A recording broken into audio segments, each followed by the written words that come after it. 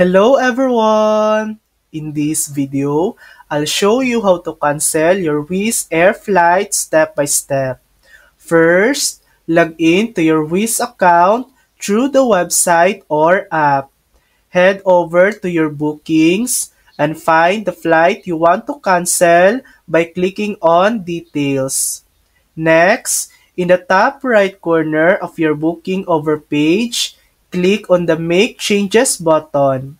From the list of options, choose Cancel Flight.